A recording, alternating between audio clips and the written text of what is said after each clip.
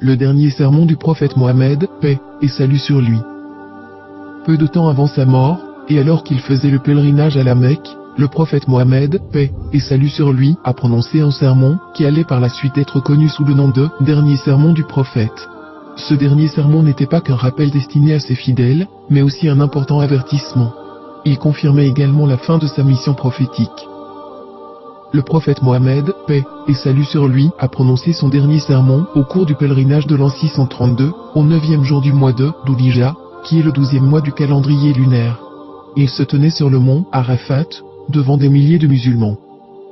Après avoir loué et remercié Dieu, le prophète, paix et salut sur lui, a déclaré : Ô peuple, écoutez-moi attentivement, car je ne sais pas si, après cette année-ci, je serai encore parmi vous. Écoutez, donc, ce que je vous dis avec beaucoup d'attention et transmettez ce message à ceux qui ne pouvaient être présents parmi nous aujourd'hui. Ô peuple, tout comme vous considérez ce mois, ce jour, cette cité comme sacrée, considérez aussi la vie et les biens de chaque musulman comme sacrés. Retournez à leurs légitimes propriétaires des biens qui vous ont été confiés. Ne blessez personne afin que personne ne puisse vous blesser. Souvenez-vous qu'en vérité, vous rencontrerez votre Seigneur et qu'effectivement, il vous demandera compte de vos actes. Dieu vous a défendu de pratiquer l'usure, de prendre ou payer de l'intérêt, donc tout intérêt non payé sera maintenant annulé. Votre capital, cependant, vous revient. Vous n'infligerez, ni n'endurerez aucune injustice. Dieu a décidé de rendre l'intérêt illicite, et tout intérêt qui était dû à Abbas ibn Abdel Muttalib sera maintenant annulé. Méfiez-vous de Satan, pour le salut de votre religion. Il a perdu tout espoir de ne pouvoir jamais vous amener à commettre les grands péchés.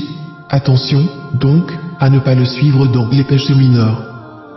Ô peuple, il est vrai que vous avez certains droits à l'égard de vos femmes, mais elles aussi ont des droits sur vous. Souvenez-vous que c'est par la permission de Dieu que vous les avez prises pour épouses, et que c'est Dieu qui vous les a confiées. Si elles respectent vos droits, alors à elles appartient le droit d'être nourries et habillées convenablement. Traitez donc bien vos femmes et soyez gentils envers elles, car elles sont vos partenaires et elles sont dévouées envers vous. Il est de votre droit qu'elles ne se lient pas d'amitié avec des gens que vous n'approuvez pas et qu'elles ne commettent jamais l'adultère. Ô peuple, écoutez-moi bien, adorez Dieu, faites vos 5 prières quotidiennes, jeûnez pendant le mois de Ramadan et donnez votre richesse en zakat. Accomplissez le pèlerinage si vous en avez les moyens. Toute l'humanité descend d'Adam et Ève. Un arabe n'est point supérieur à un non-arabe, et un non-arabe n'est point supérieur à un arabe, et les blancs ne sont point supérieurs aux noirs, de même que les noirs ne sont point supérieurs aux blancs. Aucune personne n'est supérieure à une autre, si ce n'est en piété et en bonnes actions. Vous savez que chaque musulman est le frère de tous les autres musulmans. Vous êtes tous égaux. Vous n'avez aucun droit sur les biens appartenant à l'un de vos frères, à moins qu'on ne vous ait fait un nom librement et de plein gré. Par conséquent, ne soyez pas injustes les uns envers les autres. Souvenez-vous, un jour vous vous présenterez devant Dieu et répondrez de vos actes. Prenez garde, donc, ne vous écartez pas du droit chemin après ma mort.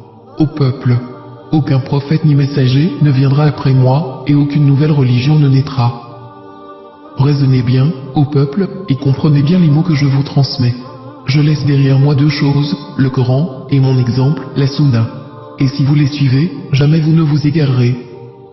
Que tous ceux qui m'écoutent transmettent ce message à d'autres, et cela à d'autres encore, et que les derniers puissent le comprendre mieux que ceux qui m'écoutent directement.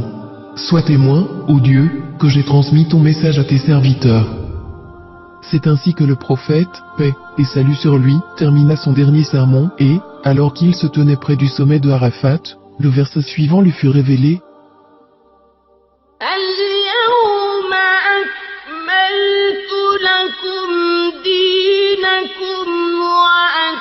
أكملت عليكم نعمتي ورضيت لكم